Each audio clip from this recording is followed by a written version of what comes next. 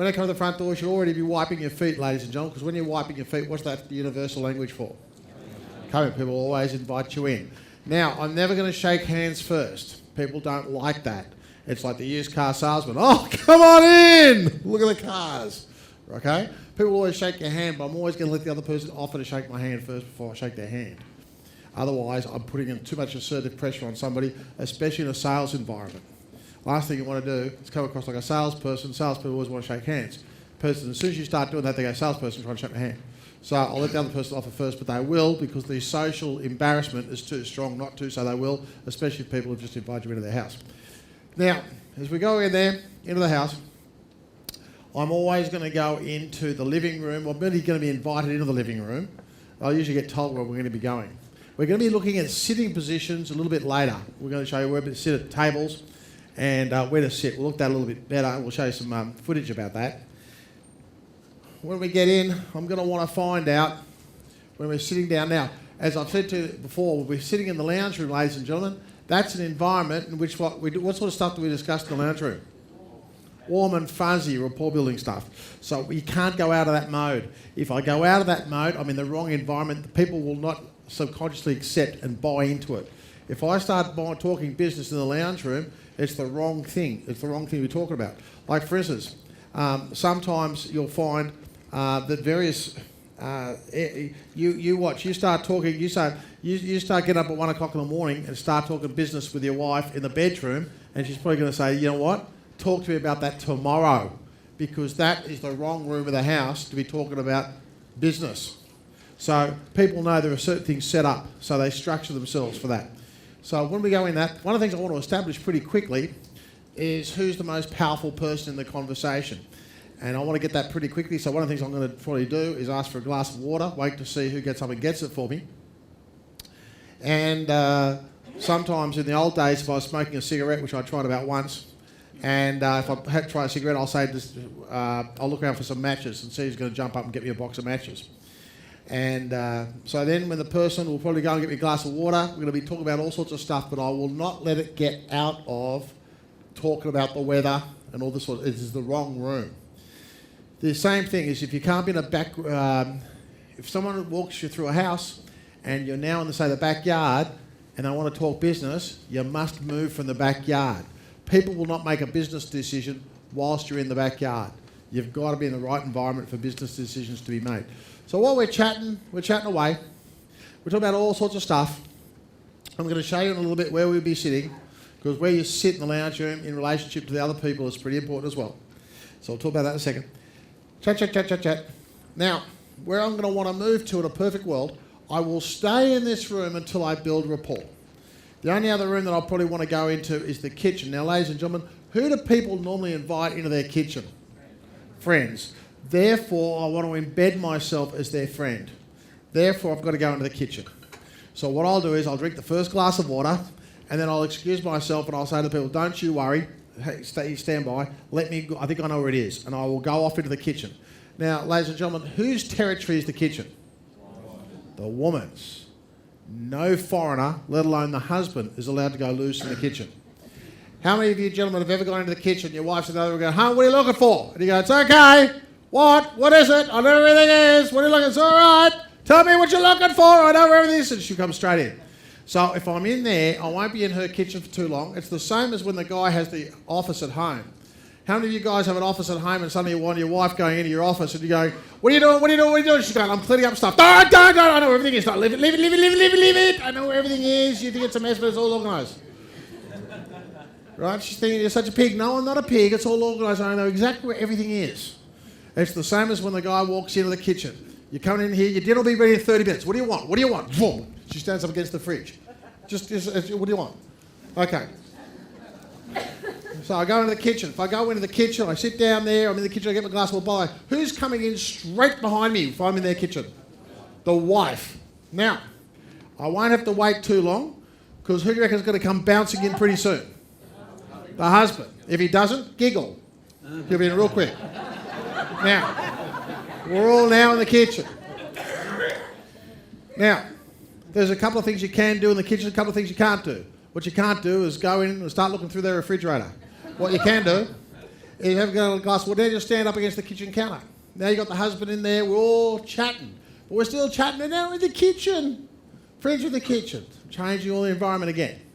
Now, when we get to the stage when we're talking business, and for some of you people in the Go Direct group, you would have seen Ben in the backyard, and they start to talk business, and Ben immediately says, you know what, let's go to the table. And Ben immediately moves from the backyard and goes to the table.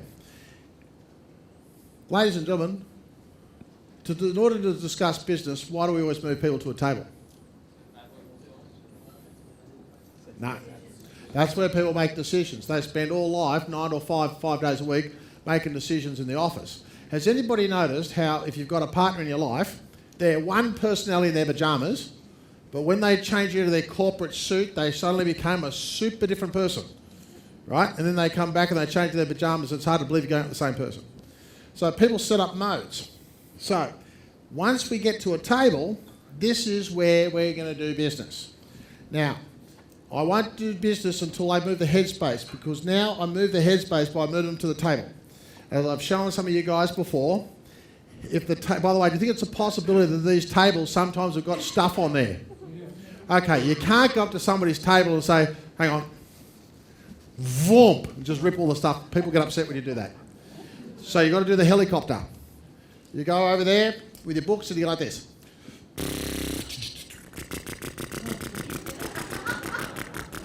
Now, what do you think happens? People start moving your spot so you can land. Now you've landed. Now, once you've landed, what do you reckon that's the subliminal sign for the other people to do? Sit. If they don't, just keep talking at their belly button. So just sit to them as if they have sat. If you talk to their belly button, eventually they just come and they just sit down, right? Now, this is where we're going to start watching people's body language. Because what I'll do next or not do next is based on people's body language. As Ivan said earlier, body's language will either be very exposed body language or it'll be very closed. Now, closed might be, if it's closed, it could be all sorts of things. It could be, they do the old straddle of the seat, and this becomes the barrier. It could be, a woman will quite often might walk along pretending to adjust this with a handbag. Here, it'd be a barrier. If you ever watch Charles, watch Charles walk along. He always plays with a cufflink, always. He creates an arm barrier. Right? He gets very defensive. He doesn't like being in public, but he can't show it. He can't walk around like this, saying, oh, hello, how are you, everybody? Because it'll come across really bad. So he always does this. He's always playing with a cufflink. One day, somebody should play a dirty trick on him and take away all his buttons. He's going to go, oh, bugger, no buttons. So, women, on the other hand, will do the same thing with a handbag. They'll look like they're looking at a handbag and never quite find what it is they're looking for. Now, so what we're looking for is my body language will tell me that not only is it positive or negative body language, but if I have open body language, people will accept new ideas. Remember, as Ivan said, what you're thinking comes first, the body language will come in to support what you're thinking. Very important. What someone's thinking comes first, body language comes in to support it later. So I can watch the body language when people sit at the table to see how we're going to move forward. Because either it'll be very open body language or be very defensive. So if I got somebody who sits down and they pull and they push away from the table, they sit down and push away from the table, they might cross their legs, cross their arms and go, okay, well, what do you got? I will treat that situation very differently than someone who sits forward, puts their hands down the table and says, what do you got? Totally different things. How I move forward accordingly is important.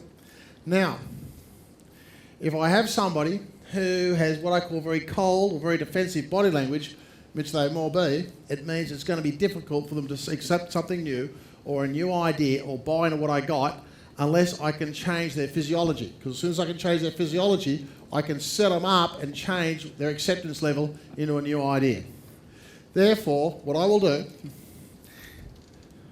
I will probably, even if I've got nothing for the person to look at, I will find something for them to look at and I'll move it to the middle of the table.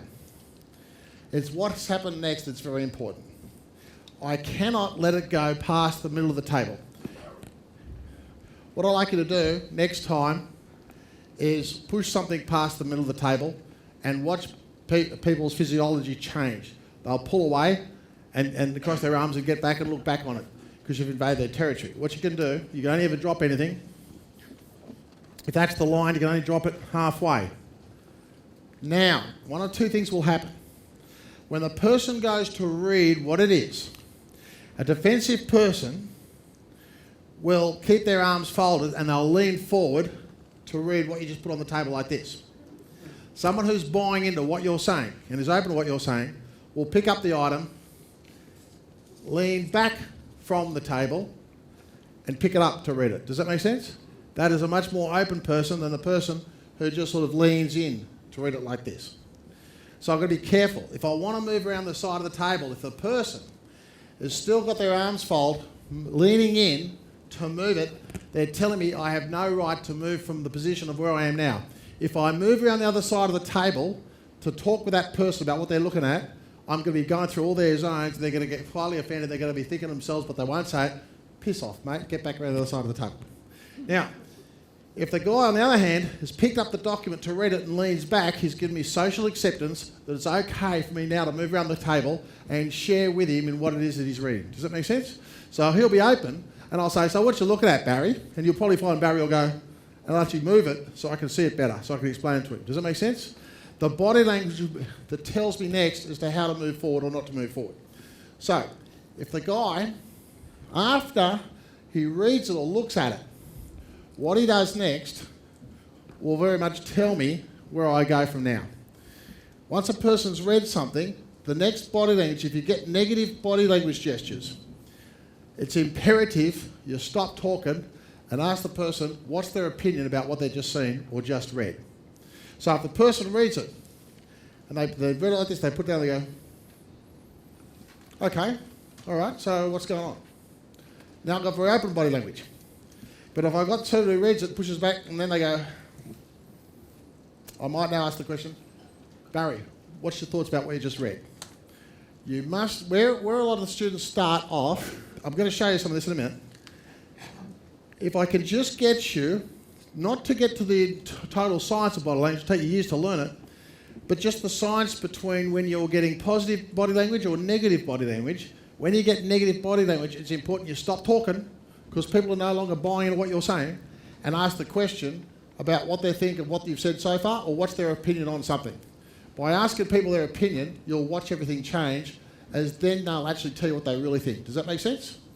So, one of the things we're going to get into is some of these negative body language gestures you'll see.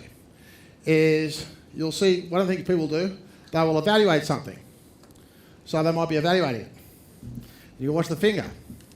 Then if they evaluate it and then they're critical of it, it'll slide around like this. You watch critical evaluation. Get what someone's saying. It will increase the amount of face gestures to the mouth will increase threefold if it's negative body language and they're not on board with what you're doing. Now you've got to be careful about this stuff. It's pretty subtle. So you've got to be able to watch it very quick. Ivan just made a very interesting one the other day. Earlier we talked about the mouth rub. I was doing a transaction with someone the other day, and they said, Rick, you can always I'll always get that money to you. And I just went, I'm out of this deal. Just like that, just as I sort of saw it. And it was just one of those under the little things. Hundreds of them went, and that one was just the kicker. So it just meant I was never going to see my money again. So what you can find is when people are evaluating something, if it's through evaluation, you'll see this. They'll do this one. They're evaluating what you see. People chin. Just go up, they'll be doing this. I saw a couple of you guys doing this earlier today when you're evaluating something that's being said. Then we can get into. Then the next gesture is important to see whether you liked what you saw in the evaluation or you're critical about it. If you liked what you saw of it, you might move into a positive evaluation. Or it may go into a negative evaluation. I just got to watch where the fingers go. Fingers go here. Which basically says, you don't want to hear any more. You reckon what I'm saying is a bunch of codswallop, but you're not going to tell me because that's rude. But you're not buying into it. So it's important that I start reading this stuff and then stopping and asking questions. Now, I remember when I was taught this stuff, It means nothing until you get out in the marketplace and suddenly you see someone do it. And you go, oh my God, they did it. I never thought I was going to see it, but they did it. But it's not to actually go out and see it because you're hearing it and you actually consciously haven't seen it. You've been seeing it subconsciously all the time, but you haven't consciously seen it until you go out in the marketplace. One of the things you're also going to realise that if you're talking too much and people no longer want to hear from you, people, when they're little kids, they'll do this. If you're saying something people don't want to hear and they're over it and they've heard enough, what a little kid will do is this. But adults can't do that. They can't sit there and go, no more. Watch the finger to the ear. They'll either drill a finger into the ear, or they'll just pull the earlobe, or they'll get the back of their ear and they'll fold it across to the front. Right? And they'll just go. Right? I'm going to show you some of this stuff in a minute. Okay? And that's time for you to stop talking. They reckon they've heard enough of what do you got to say, so therefore you've got to ask them their opinion on something. Now, if I've got to move around the table, what I've got to do is I've got to get social acceptance to move around the table. The best way to get around the table is to have something to show somebody. And it's always a really, really good idea if you have a pen. What I've taught a lot of you guys to do is use models. People love to look at pictures. Now, if you're going to use a pen, when you go around and you're on the other side of the table, remember, people can't hear you. The brain can't do two things. It can't actually take you in at an audio level as well as read. We can't actually do that. We can either read and we get those senses of the brain, or we can listen. What we can't do is read and listen. It's too hard. So I've got to control the brain as to what it's going to do. If the person's going to read something, it's imperative you say nothing. Otherwise, what they will do, they'll shut down and they'll go, I'll read this later when he's gone. Therefore, that also means you make no decision to do anything because you've still got to read it. People need to be able to read here. They read it now. When I want them to listen to what I'm going to say, what I'll do is with a pen. All we'll do is we'll look at this, we'll discuss this, blah, blah. Now, when I'm going to want to say something that's more important, by lifting the pen up, thank you, right? Blah, blah, blah, blah, blah, blah, blah, blah, blah. It's time for us to read. Here we go. Oh. Now, by the movement of the pen, the eyes will always follow the edge of the pen. Does that make sense? Now, I remember one of the things I learned when I was 20, which was quite funny. I used to always go to these meetings, and I'd do this, and I'd have this pen up to my eyes. And you'd think people would say to you, they don't, that looks really stupid. You've got this pen next to your head. And I used to stand there for hours. Blah, blah, blah, blah. Next to head, back on paper. Back up here. And people would never call you on it. People just keep following the pen. What it means is, when we follow the pen, it means now. That means you've read enough. It's time for me. Talk, talk, talk, talk, talk, talk, talk, talk, talk. Finish talking. Time to read. Then, blah, blah, blah, blah, blah, blah.